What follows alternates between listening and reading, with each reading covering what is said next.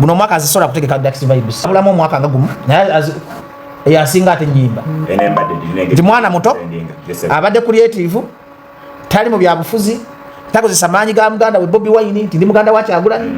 omulaba nga strugglinga okumakinga kubanga oyo mwana mu family ya Kyagulanyi ate abasinga eddobozi ne Ediawe mu family ya Kyagulanyi mulimu abayimbi babiri boy tadio artists mulimu Ediawe ne Dax Vibes ane bamba creative era babiri abatontomi ngabona bamba ni yasudde that is Bobi Wine and Mickey Wine they are good kati Bobi Wine kyasinga Mickey Wine nti Bobi Wine atontoma message Mickey Wine atontoma kidandali just kwenda kuchikuba mu okola kiti kudoza kuyigiriza music ti mu family ya Muzeyi Center mu tobusa Dax Vibes mu baina your voice and your talent tobusa Ediawe that Ediawe ali talented nnyo abatamumanyi kati kyenjagala kugezako kugamba kyekirwa nti Dax Vibes ajja kuba waggulu ko okusinga Cindy kuba Cindy bamulabanga omukazi omukadde alina okuzaala buli mwaka kati alikereka n'akaana akeeyiya Dax akeeyiya akaana kasobola okukola ki okuvaayo kebezeewo wakati Cindy simulaba kimutesa kivulu ku Dax ate Dax yasooka okulangirira ontegera bulungi kati feve jagenda wa Dax Vibes ekyokumu disorganizing and first yali alikulowooza Africana then naye yakola amaalo kubanga yagala nalanga Africana nga tabuukinze kasojja ku TV nolanga ekifo nga tobuukinze ebyo byolaba asira management simanyi mayo miyimbi nga aliko top muzibu kumubungirira wakati gojjota nolanga kubanga Africana kifo kiri organized bwe kikuwasi si kiba kikuwadde ki kitegeeza ono yakyamuka nalanga ekifo abanaji bifonda baze naye era Katonda ati amwadde audience wentufu weja wuma ground Dax agenda jikuba tasolera kuswala basobola mubona naye nabuze bye kitali kati serene kwataganira wane wuma kati I mean Africana ebadde nene mu ku Dax nega ati Katonda yamuyambi nafuna ekifo kyakola ki kyasobola King Saha Maureen Nantume King Saha ne Maureen newunya abantu King Saha ne Maureen Nantume bawukanya audience simanyi audience ya Saha ne Nantume bali kuna kulumu wekwataganira Saha wa mitwalo 2 erugogo Nantume wa mitwalo 15 golaba kirase efanagana nabatekawo ebintu nti King Saha ne Nantume sibategera kubanga Nantume kirasi yendera kujayagala ku ya King Saha golaba bikwatagana kati njagala abantu bana batuuliza fe batubalemu amagezi bagamenti professor banga bogera nga abamanyi ndi show ya Saha tayina wekwataganira mwadi ya King Saha ne Maureen Nantume ontegedde bulungi location wise tebakwatagana onali class wise class y'abantu tebakwatagana cheche chibata style ya music tebakwatagana ompula test and preferences zao kana katasha ngamba nti King Saha asobola ku affectinga Maureen Nantume bona batale kuna kulala bakati ate ne capacity ze before serena ntono lugogo Nantume ayagala abantu 10 bokka mu Uganda tulina abantu milioni 45 ongamba oti Saha ajja kusalisa Nantume ekivu ekenda abantu milioni olukumirwa bakati Nantume yataka ku just abantu 10 abayina sente Saha ayagala Freda abawansi afune abantu kakati sira bateka una kibozo ekyo mu King Saha ne Maureen Nantume sikirabawo ndo sina kyenda bawonga Bajjo so bona bajja kufuna successful bona bajja kufuna audience yabwe yenjawulo Omega abwe bayinenga bakole ebivu Omega 26 katagenda kulonkinga ki njagala nituberekiria yalimba ndi omunyankolerwa gwako kalaita zeyo mu studio najja nawo abantu ekintu ekizitowa Omega alina competition ya league kati yayi mu kirinti league lwaki yafuna kubanga league kati ye King of West so Omega ina kati Omega loye neta maiti league twamu ku buchupa mu nkuka league ya usamu sort of tribalism mushoyi abanyankole balina okulaga Abaganda nti naffe tulina akuwagira baki kati Omega obonga akyabutadde ku league so alikwenda ku out competing ayagala ku out competing league ekitasoboka tekisoboka because league class nene ate league yatuko launching angera koze collab na bana Spice Diana abayimbi ngawali mu bantu timu ya kaino simu ebyo bintu kati league kyatamanyi manya yo gundi kati Omega era mujja kwewunyanga Omega shemu saze kubanga Omega badde musubiro hit eja aina hit 2 mama nenjo munyankole kati yandigenzo gendere gonga ina weza hit 5 league yagendo gendere gonga ina hit mega hit yaina nge mu 2 ne yaina hit singa 5 yaina yo collab yaina hit singa 5 mukago ate timing ya league byali mu bisera byenkoko bamu kubiro muchupa abantu bafuna sympathy ati ngabanyanko etasobola kokiriza kuswala nga artist wabwe taliyo ekizibu kya Uganda ye Buganda nenga ate Abaganda bakola ebikolobero bivumaganya Buganda mu nkyuka mu neeyisa ne mukuddukanya ensi ompulira bulungi kyekugamba kakati osanga Kayibanda omulundi nga yekwese mu Buganda ng'akola ebikolobero ne bavuba Abaganda. That's why in Uganda ewomedde President Museveni nti ffe abeeyita Abaganda tetuli Baganda ate ng'ensi tumanyi ng'Abaganda ne tukola ebikolobero ebivumaganya Abaganda. Ontegedde bulungi kyekugamba kakati DNA kuyamba okw-identifying ekika kyo. Osobola ozaala omwana mu nnaloka najja n'aleeta bomu mu kika. Osobola ozaala omwana naye baka ku baana banne age bayita mawemukirano bw'otosangayo taata naye waka kumuwalira kuba taata mutima abakimanyi nti oyo mwana asinze muzaala. Waliwo kye bayita incest muze mubi mu Bayibuli. Abooluganda okwagalana ebyo DNA byekola ki? DNA kubeezawo emyaka 8 kubanga bw'ozaala omwana ddabadda babima DNA eyo kitegeeza tofa. Ekiyamba DNA egenda forever and ever and ever and ever and ever. Omusaayibo ontegedde omusaayibo gusigala tosobola kuyingiza musaayi gutali kugwa mu kika. Ontegedde bulungi DNA ekirungi kakati wageza okulanga abadde bakayanira ebintu bya Sseginya tigasi baana baaki kyokka abaana abatuufu badde basobola obutafunako kintu kyonna nti buli okola DNA oba ozuukidde. Omuntu ajja kuleetera ekisiraani ky'omwana mu maka mu Katonda mu ggulu mugende nga mukundamira abantu ku kyalo nga si musaayigo. Abantu balina okudda ku kalica n'ennono.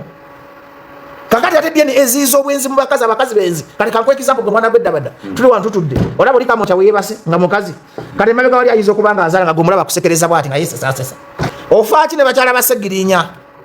kuliko gwe wakwanako n'agaana oli ku mazima oba olwanirira maali ya mugenzi.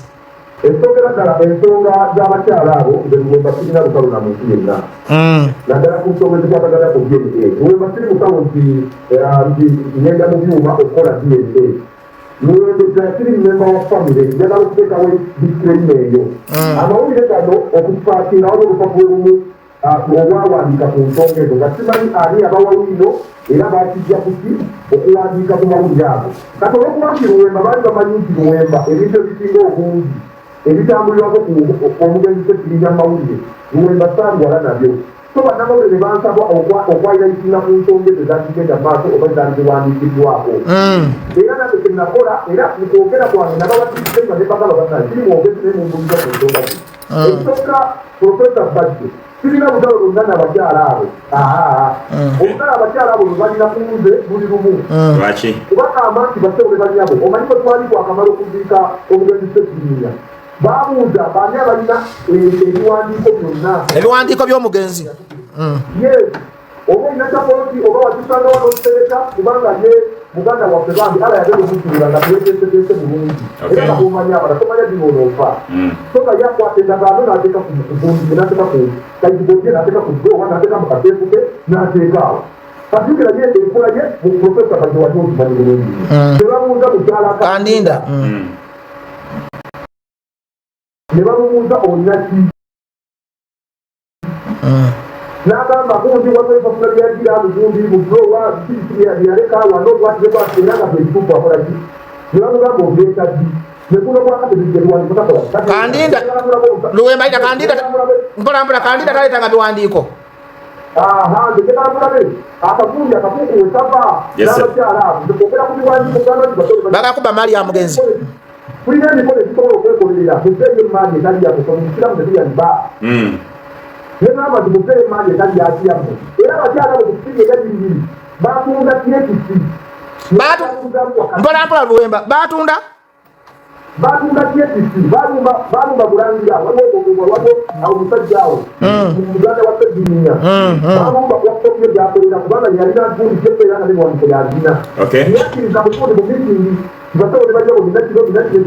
kuba bebaali bazigula naye nga bebazikola ki bebabirina era yali wabuvunanyizibwa nnyo ngebisinga obungi n'ebiwandiiko byalina Luswa ogambye abakyala batunda tekisi ne bawamba ettaka ani yawamba ettaka lya Sseginya alemedde ekyapa kubanga yowekyapa tulina omukuba akikomyewo bwe kibanga kyali kyamugenzi alina ebyakimanyita alina ebiwandiiko bya Sseginya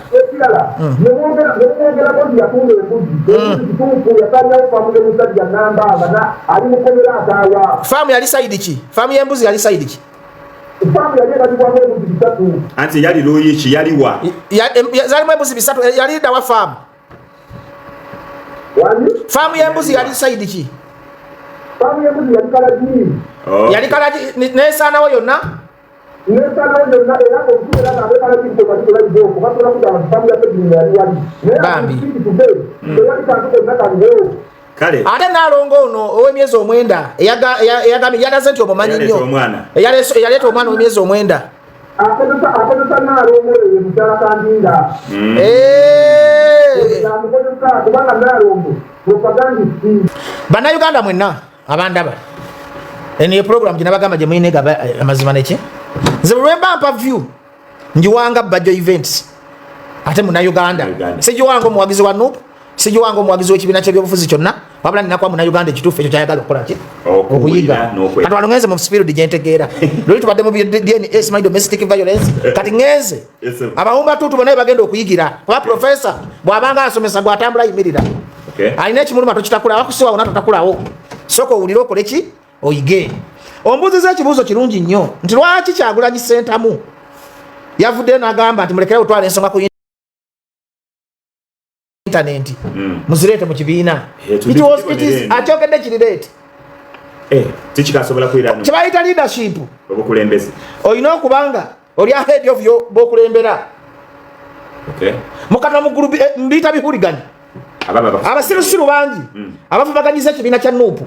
mukatonda mukulu nga bakikola intentionally nze ndi wano maanizi ame ajja wano mu bantu ne mbagamba kino kifu kino kituufu kino kifu waliwo emumbwa bagiyita alimponya alivaawo talina matebeere eyo bweru yo kati ye tunabo kamera bweti nekola propaganda simanyi sawa 5 ogenda kufa simanyi gundi nekyogera emumbwa sinagiwamu ku budde ninawe njagala njo ku budde eri awo talina matebeera ku internet bagiyita alimpona alivaawo ebeere eyo nsiza bweru emumbwa etalina matu ekoze kyamaanyi okuvumaganya ekibiina kya nuupu nga ate Museveni ayinza okuba yakigula badikitata balwana bwe bati bakozesa internal people bakozesa abantu ab'omunda abambala obukofiira bwa red ne beefula nti baagala nnyo enkyukakyuka ndabadde oli musoga tosobola kuba ku TV nsenga omusoga era njagala nnyo omusoga kubanga kiri iniboni kati ate omunyarwanda yayinza okujja nagamba nsenga omusoga ng'omuntu bw'asobola okwesiba mu ggwanga lya munne kyekyo ne Kyagulanyi abantu bangi abamwesibamu ne balowooza nti bannuupu n'afundikira nga takyalina control bavumye kabaka ebbanga ddene Kyagulanyi ng'asirisi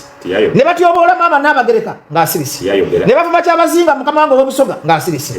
bavumye Bajjo Ssennyonyi Balewisi Lubongoya Bakyamaani Nyanzi kankubuuzamu mwana gwe nze mbanga ddala ndi wa kibiina nsobola kugendako obuzina Bakyamaani Nyanzi mbadde ngamba mpita mu ekibiina kiba ne disciplinary committee mpita mu disciplinary committee ne ngamba bakama bange kino kiri bweti ne bweki mwakigondoola nga mulimu Kyagulanyi yakola ensobi n'agendera ku bisirusiru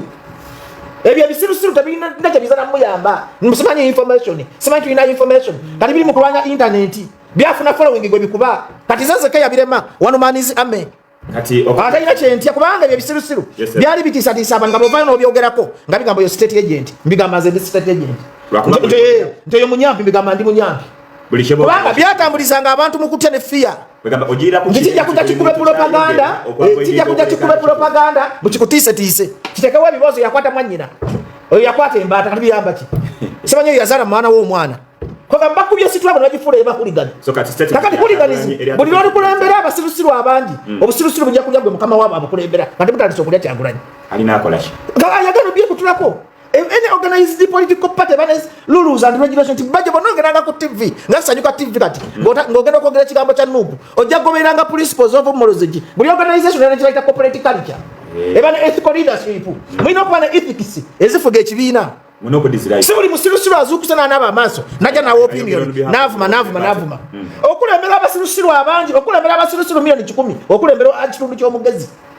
hooliganism etandise okubalya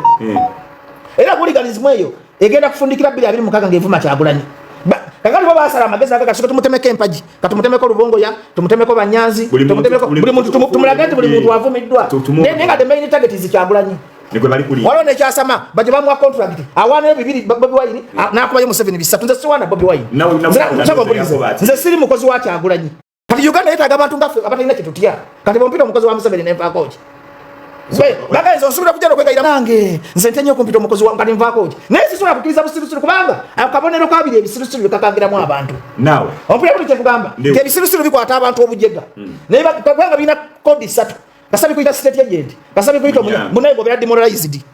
botyo ate nze nyeyongera manyi kwogera kubanga tewali kigwagwa na kimu kinsasula eyo nyumba alimponya aliva amatumpa gwa talina yagwa buli watu na mukamera bwati abanga yogera yekka now as we head mungu ompula bulunje kugamba kakati conclusive bila kolidako statement ya Kyagulanyi statement ya Kyagulanyi yabadde atabire kabulesi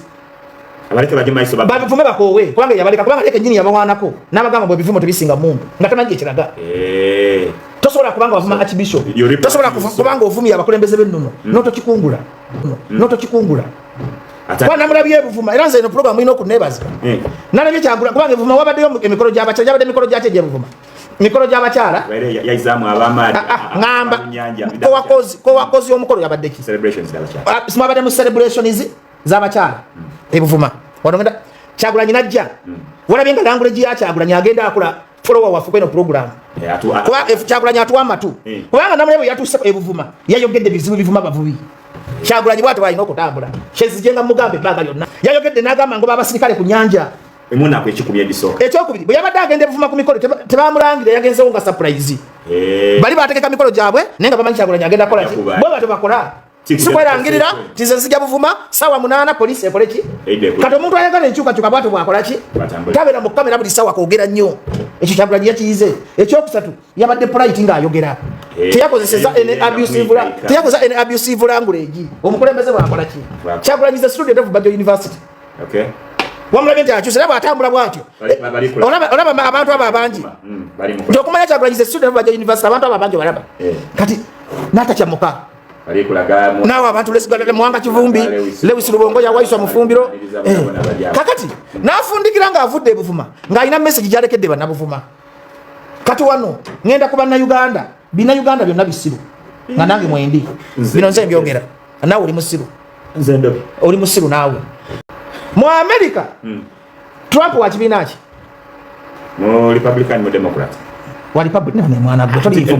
wa Republican Democratic Republican bwe kuba olukuŋŋaana teri wa Democratic alinyayo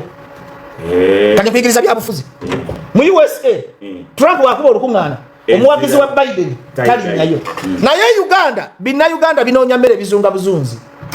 mu President Museveni yakubye olukuŋŋaana ekololo nendaba abantu iwo yawulawo mpuliriza bala mu babadde busiya nendaba abantu Kasolo yaze ku nomination nendaba abantu abawagira Kasolo nendaba Bobi Wine ebuvuma nendaba abantu abawagira Kyagulanyi kati ekikulu bannayuganda baagala ki President Museveni kasolo mu chance ya big numbers zafuna kwasizira n'atubanga bwayagala abagamba tebamperekera nga temwarabanga nambazi bino kati ngeze mu magezi nti okumanya bannayuganda tuli cast tetuli kulete tulimanya byabufuzi tuzunga buzuzi ngambata President Museveni lwaveewe nga tufuze emyaka 4 najje kola ekkubo ne likwata abantu mumma mumuwadde sigiro nti muzeeyi tukyakwetaaga ontegeera amagezi gazibaaganya nikuwulira balamu bwagenda ebusiya n'afuna numbers zimumala okubbirako akalunga bwayagala kuba tali kisanja nga kino kyenda bya President Museveni ngeri gyatandise kukola mobilization gyesirabangako kati nganza atamwagala mbanzi gwamu amaanyi abantu bano bamenya amaanyi bannayuganda bamenya amaanyi kubanga President wajja afuna big numbers ezo zendaba ne balamu n'afuna big numbers ne Kyagulanyi n'afuna kitegeeza bannayuganda muli babivulu you don't know what you want ate kakati kyekisiga Museveni nti nabo bennyini kati Museveni amanyi period yabyo enjera ng'ebiruma bigoberera bugoberezi Kyagulanyi singa bakanda bamulangirira ku macabi abakama yaabwe n'emukuba n'agamba kati Kyagulanyi ye President wa Uganda Kyagulanyi alinayo ensi yonna wano etwetoolodde eyinza osooka okumuyozayoza nga congratulation nga tebanaleeta na results angazi aso gina Kyagulanyi amanyi PPS alina essimu ya PPS wa Museveni kubanga Kyagulanyi bwawangula saawa zino PPS yalina omwala enyingira wagenda okola ki Kyagulanyi alina essimu ya PPS wa Museveni gisinga kigumbe katonda asobola okuleeta wano katonda w'amaanyi katonda asobola okukyusa obwongo bwabakama nakyogera nga atagenderedde byabakama asobola okugamba nti Kyagulanyi n'awaba olulimi kakati jugabe kasakiyita nti ku lunaku lwa soyali nga sakiyita nti gundi nti buli omu bamulangidde nti awangudde Kyagulanyi abayingira buyingizi naye alinayo bathinki tanka kankubuuza eno bino byamagezi alinayo bathinki tanka n'agamba nti nga bakaŋŋamba nti Kyagulanyi epangudde Luto asindikirawo message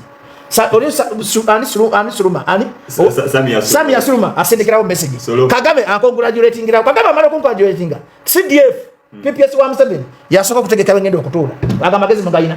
oba mulimu kuŋŋaanira ebivuma ku byennyanja Bajjo lwaki ojajinga Kyagulanyi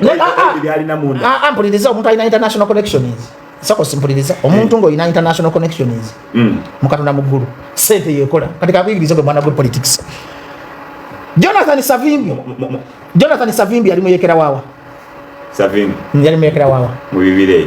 ekeko newa tomanyi toina gundi ijamaiso Jonathan Savimbi ekyamusa eidiwe bamuwa sente eyali amulyo Iraq wa Saddam Hussein tewali lutalo Abamerika bateekayo sente kati wano Kyagulanyi omuntu yekka eyafuna omukisa omuntu yekka yafuna omukisa nafe ebituva muyitanga Sankara ekyamusa Kampawule yali ayagala obuyinza ne Kampawule yali musente ne revolution zonna zeetaaga sente abantu bankwe era ekitudde opposition ya Uganda sente Museveni ataddemu sente now Kyagulanyi ajanga mu America agera kulaba na Uganda that is not international connection otegedde bulungi saawa zino twetaaga abantu abagenda okuyingira system infiltration abayingira mu system munda to infiltrate the system Kyagulanyi yetaaga mbega nga yawa president Museveni emmere amuyina Kyagulanyi yetaaga mbega nga mwebya ama CDF byazaako why do you judge him nedda anti mpuliriza byenjogera byebituufu ne bannayuganda bala byenjogera byebituufu lwaki nyiyize nnyo nti tuyina okuva mu kyakaali n'enduulu ne tudda ku drawing board titwagala buyinza batwagala busente nti ze wasikiriziganya n'abantu bano bonna babala excited by the masses oziraba kasita abantu bakuŋŋaana ne baba bangi bo balowooza bakikubye bajja ne bakya mukamawo bannayuganda babayita bakubi banduulu omuganda yagamba nti abantu bala mu magoma bakasa wulululu ne bikomawo ne bajja mu nnyumba zaabwe obwavu abukabira bali mu nnyumba obwavu tebasobola bukabira mu public singa public yonna ekaaba obwavu ne tuganda obwavu fena bwe bugenda otugatta Museveni yandibaddeko ago jage mu mutwe gwo yekasa bwakaaba obwavu ate wajja kulala akuba n'enduulu nalaga nti musanyufu osobola okuseka mwene Uganda bwegamba nti Uganda is breeding osobola okuba enduulu mwene mwandibadde banyiivu omwana oyo yasuza enjala oli mu kamera okuba nduulu otegedde bulungi kyekugamba kakati kankubira ekintu kimu nti bannayuganda they are not ready for change change yaabwe yakwogerako bwogezi kati Museveni yabamanya n'agamba nja bikuumiranga mu media nga bivuma nga bikera ku makya kuwoggana bikera kwewalana kati Museveni afuna atya abantu abo bonna ku kino ekisajja okumanya Museveni alina ejjoogo tatya namuna kintu kyonna tanakuba nakutya gaasi era kati kankubire Kyagulanyi kyabasaba bw'aba ayagala ekisanja kino akyetika okusinga n'ekya 2021 asaba nnyo security y'eggwanga security yati bamusibe basibe Kyagulanyi basibe kulaga Kyagulanyi amaanyi ge agagenda okwekubisamu emirundi emeka singa police n'amagye bimukwata nga bimugemera ki nga bimuganda bimutulugunya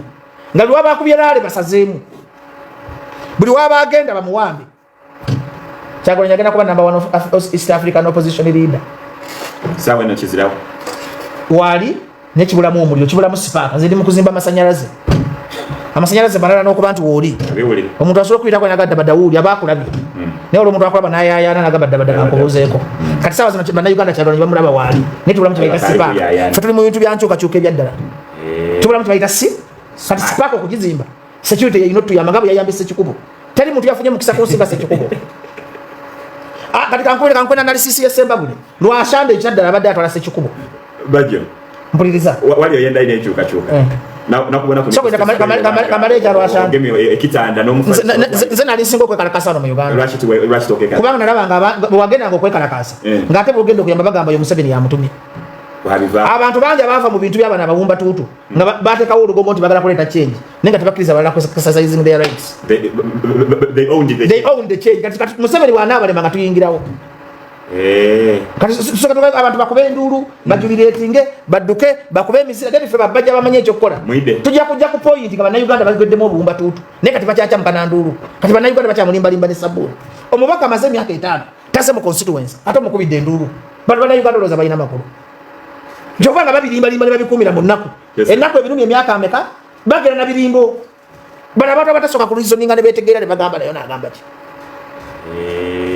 ontegera bulungi nkugamba kati bannayuganda bakyali bebafu nnyo bo kati saa zino baga nti Museveni enkya ssaawa 2 mujjako bakubira endoolo tebabuuza naye ina strategy gyegenda okujjako Museveni kati bagenda kudda mu kalulu tebabuuza akalulu kali katulema ne bakabbanga tulaba n'akabavubuka katulemye tulina strategy gyegenda okukalwanira n'okukakuuma n'abagisomesa tebagimanyi kyetegeeza ontegera bulungi munnayuganda mwangu wakulimbalimba nga bw'oyagala ontegedde bulungi nkugamba kubanga akati wakigamba nti mwangu kasolo abantu abajjawo abangi bwe batyo omuntu gwe bandibadde baboola ne tujja genda kulambira enyaleero kati kasola kati awangule no wakati ku bantu baze bafuna president Museveni manti yafunye numbers mwamala okolera ekibalo kyo kyonna kyayagala okay osakede bulungi nega the problem is Ugandans nina abantu tobadenya bana abandi badde babakumaako bali divided ndi bana Uganda buli omwali na nabbi uwe gwangoberera singa tumanye ekizibu ky'abana Uganda opposition ife natwe egatte tusomesa kintu kimu temugenda kulaleza Museveni temugenda kulaleza the opposition parties endigezaako kubanga ndi nabengenda kulaga masa onzija ngenda kusomesa nkulage ne munyagwa ina kibina kyali ngenda kusomesa nkulage kwa kyebina byobufuzi byeyongedde nnyo okay humba ko ekyo tuje mu break male tuire tulingirire ebibina ndibo na munyagwa Mathias Mpuga Lukwa kakati conclusively bana Uganda ngo chabala bazuka ku bulirale ya muntu nakado osobola kufuluma no ita abantu bebajja tebalina change bana Uganda benyini bebalina okulaga president Museveni twakokowa ti kulingirira abantu naye kasaba mulago obwakazinga buli kyategeka bejjo baba bano bakwasamba baba w'emmere baba wa transport kakati omuntu atanako mbeera yakusabiriza mmere na transport ng'omwesiga oti atagenda kulonda kitegeeza beega yasigala beega munekoko kwa santi babagula that is not a reason tukole sensitization ono tumulage nti okuwa transport n'omutwalo tekikuleetera kutunda nsi yo kakati wabewa awalampa omuyimbi nti owalampa alien skin oba asazeewo okugenda kuyimbira wenaalemu tebinkwatako nze nange bwe naamusasula ajja nnyimbire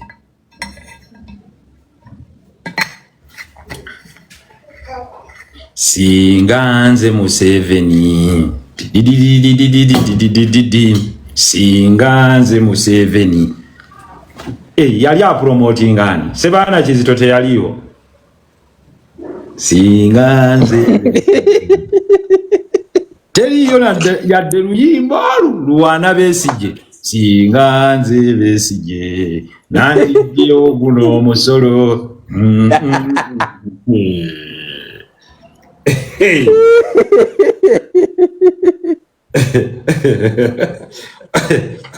Besigye nandiggyewo guno omusolo musajja wattu Besigye yanoonya abamuyimbira kulaale nga waliwo Besigye yafunako ko mayinja n'afuna mulwana gwe kale katwogere ekyamazima mu 2016 musajja wattu Besigye okunoonya Adamu mulwana tooka kwa balabala abayimbi tebaaliwo waliwo yagenda okuyimbirako yadde Besigye Besigye yakubalaale eggulu n'akubalaale buli wamu n'akubalaale ng'abayimbi bayimbira NRM abalala ne baleeta n'oluyimba ne mu 2011 tebayimbira Besigye naye Besigye nze yadde nali sikkaanya naye mu kiseera ekyo saa kwewaayiriza kuba njogera amazima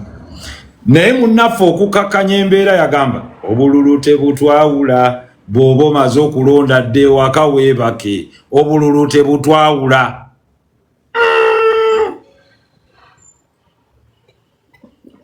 kati olw'okuba yakalimu agamba abantu bw'okamala lwana kabajjulemu tutya kuki nze EPU ndikiriya teweekalakaasa ku lwange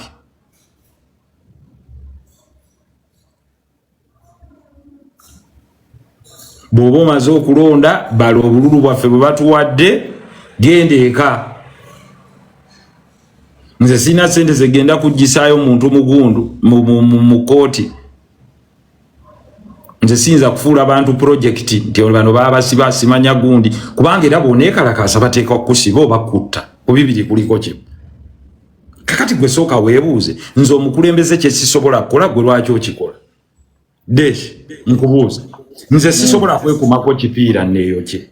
naye ŋŋamba omuntu akulembedde bwe bubanga buyinza butunoonya oli n'agamba omuntu weeyo kyoba weeyo kye ye lwaki tasooka ne yeekumako mu kibiina kyaffe tetuyinaayo ssente ezo. More money was asked for and the issue was to diffuse tension. But for me it's okay. By the way, it's basically okay because ekyo kyayimba mu kyenzikiririzaamu nti obululu tebukola ki tebutwawula. Absolutely, on that I agree with my brother 100%. Kakati onakeera atya n'avuma Deshi nti Deshi olwowe obululu olwokuba owagira ono oli mulabe waffe kuki? Era njagala mbuuza ono eyagamba obululu tebutwawula nti gwomu yayogedde nti awagira Museveni mu Buganda musiru tebutwawula yali mulala gwo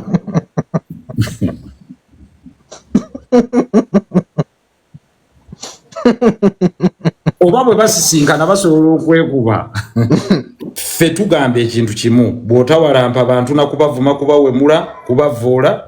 ffe tetulina buzibu fe ate tetuvuma tuleeta facts fakiti yekusiiwa ku mutima wano n'okaaba nayo yokka si propaganda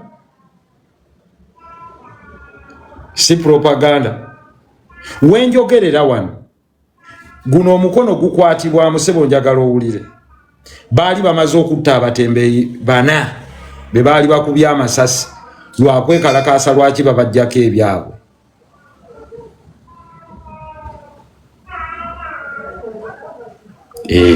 kati njagala osooka okimanye nti bino ebintu si bipya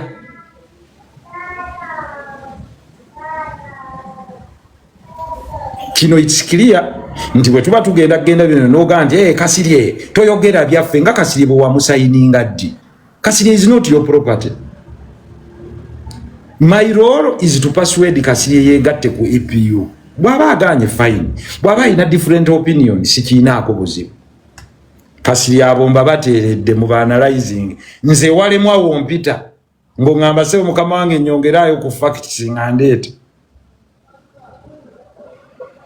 mwasuze mutya bulungi Adamu ogamba otya kiki obulio bukuma gwaki why are you firing the campfire omusajja atujjiddeyokko ku bujulizi batujjiddeyokko ku bujulizi deshi ne batujjukiza ekituufu kiri nti abantu abaleke bakole abayimbi babaleke bakole buli omu akolere gwakkiririzaamu buli omu akolere gwawuliramu emirembe buli omu awagire gwakkiririzaamu buli omu awagire gwawuliramu emirembe wekijja okuba bwe tujja okusobola okutambulira ewamu okitegeera kubeera nga omu asobola okuba nga sizoni eno awagira NRM sizoni ejja n'awagira NUP omu asobola okuba nga sizoni eri awagira UPC sizoni ejja n'awagira FDC okitegedde naye omuntu omuleka buli omu n'awagira gwakkiririzaamu n'awagira gwayagala n'awagira gwategeera olwaleero deshi nina ekibuuzo kyesobola okubuuza nga teri asobola kukiddamu ojjukira omugenzi Honorable Ssegirinnya we yafa Bobi alina statement gye yakola abantu gye baabuusa amaaso n'agamba ababaka abamu baamutuukirira ne bamugamba nti akasajjako nga katulabisa kali serious nnyo okijjukira ekyo gwe deshi okijjukira ekintu ekyo listi y'ababaka abayogera ekyo lwaki tebagituwa ne tutabalonda kuba baatulaga tebali serious ku bantu era banyiigira munnabe yali serious ng'akolera abantu ekyo Bobi yennyini yakyogera nti baamukubira ne bamugamba kasajjako kali serious nnyo katulabisa lwaki abo tebabatubuulira nti be bano abaagamba nti Ssegirinnya ali serious nnyo tubaboole nabo kubanga ogenda otya mu ofiisi ng'ate togenda bba serious ku bantu n'otuuka n'okweraliikirira munno nti ali serious nnyo tuba tulina okukuboola okitegedde kakati we babanga eyo lisiti tetugirinaako access then buli omu akolere kyayagala buli omu akkirize mu kyayagala buli omu awagire gwayagala kokitegedde kuba nabo bennyini mulimu abakitegeeza tewali ali serious nkibagambye bulijjo tetunnafuna bannabyabufuzi bali serious ku Uganda abo bakulembeze abali mu kibiina bagamba nti akasajja kali serious nnyo beebaani tubaboole nabo nga tonnaboola Kasirye abo beebaani batuwe ku listi y'amannya gaabo era nsaba eno message mugitambuze etuuke batuwe listi yaabo buli yagamba Ssegirinnya ali serious nnyo naye tumuboole kubanga oyingira otya ofiisi nga togenze kuba serious kolera abantu muli eyo muyinaayina mutambula ffe tugenda balonda nga tumanyi tuli wamu mugenda kukola kumbe mutya n'abali serious tekiba okitegeera kakitegeeza ensi terinafuna bakulembeze bakola ki bali serious buli omu agira akola kyayagala tetugaana abantu kukola deshi eno bizinensi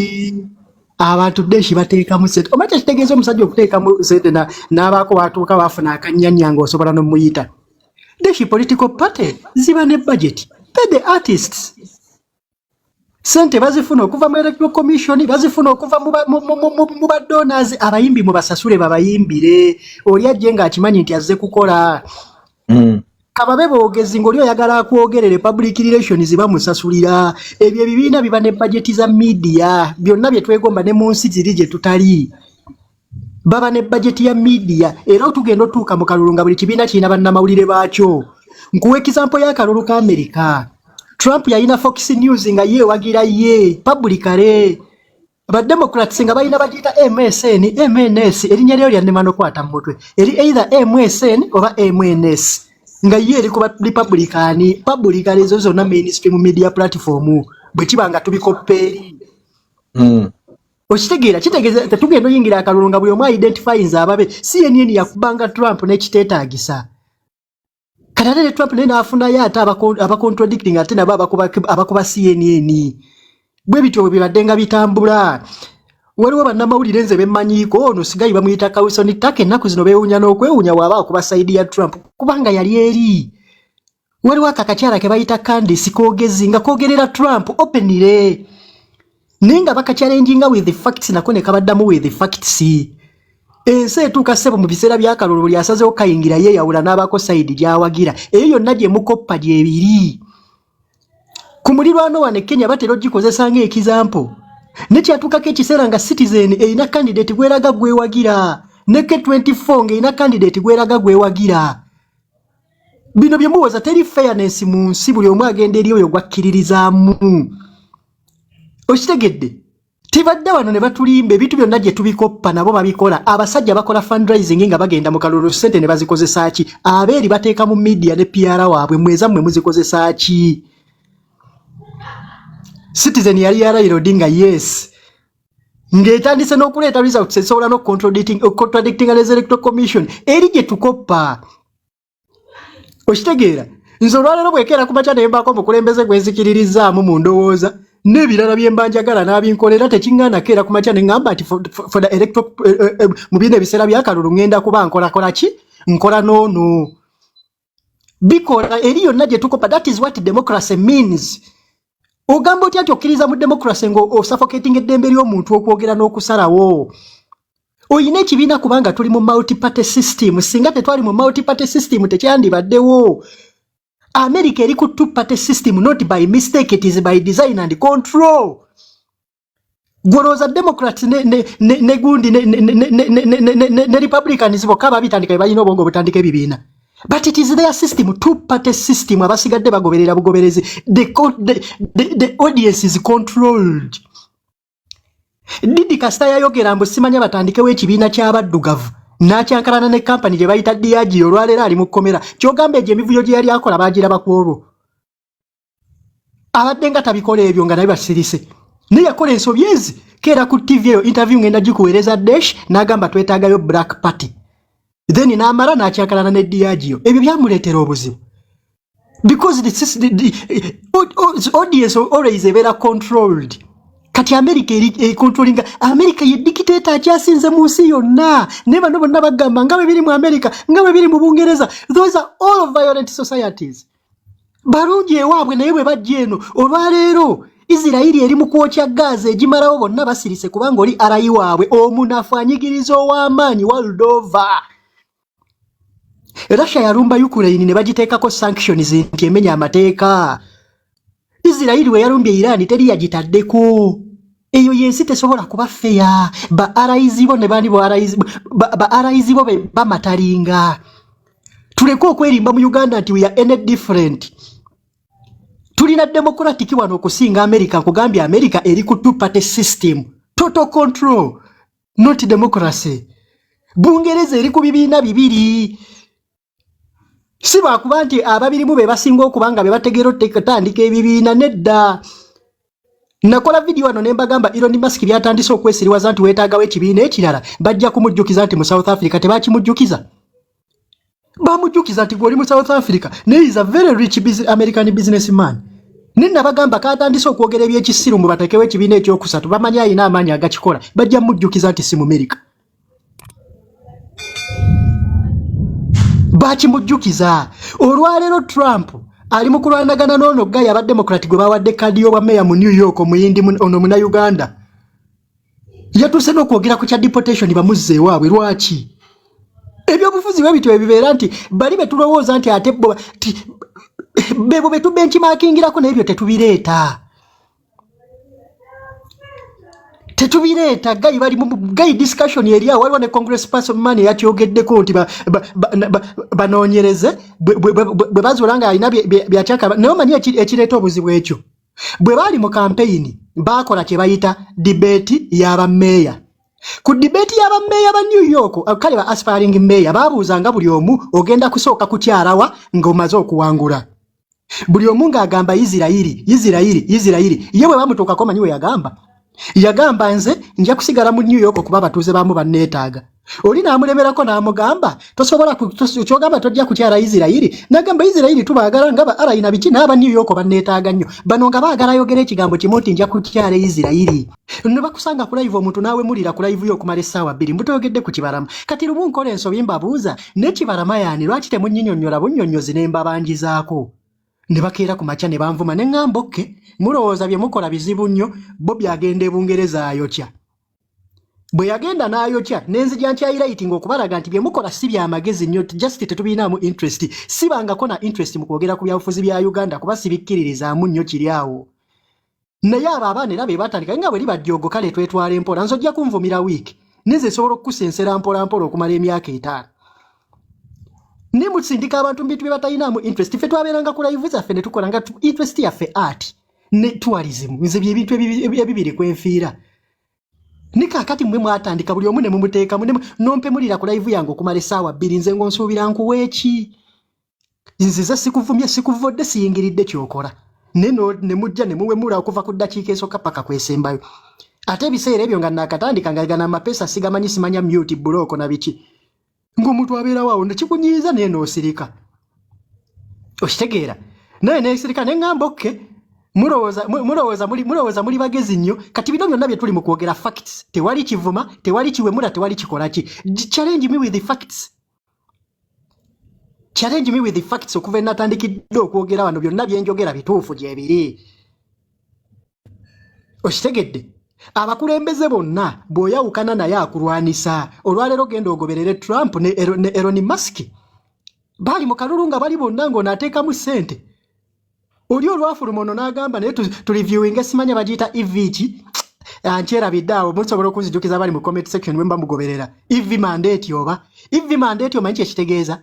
bakwata zino emmotoka za Elon zaakola eziri electric ne babaako emisolo gye bamusonyiwa abantu babe nga basobola okuzigula ku layisi babe nga basobola okuzaafodinga nga kibanga gavumenti ebasasuliddeko okitegedde kaka kitegeeza Elon aba afuna mu gavumenti direct ev mandate kakati era olwakyankalana ne Trump discussion ne zitandika ne bamanya weeveeveewo that is how politics that is abakulembeze balwanagana ebyaddala gwe kasito yawukana naye olwaleero wano Kenya tunuulira Gachagua kasita yayawukana ne Ruto entalo zigenda mu maaso wakati waabwe bali mu kwekuba kubanga baabalwanira power. These are all facts that we know kutunuulira gwe kasita otunuza mu power. Olaba ne wano mu industry yaffe ey'enguliko abantu oli alwana controllinga munne bw'agaana n'amukuba kati ensi oyina kuba w'amaanyi buli womanya nti oyagala power ne money. Deshi abantu beeroga wano ku busonga obutini nti gundi akola nnyo Deshi live ye baako bantu bangi gundi akola bwa tulina mutulira kusiga because abantu bamanyi value ya power bamanyi value ya power bano bonna bansereko ba Bobi Wine bampuuga ba Museveni tebanoonya sente kati sente bazifuna banoonya power. More power, more control, more access to more money and more opportunities.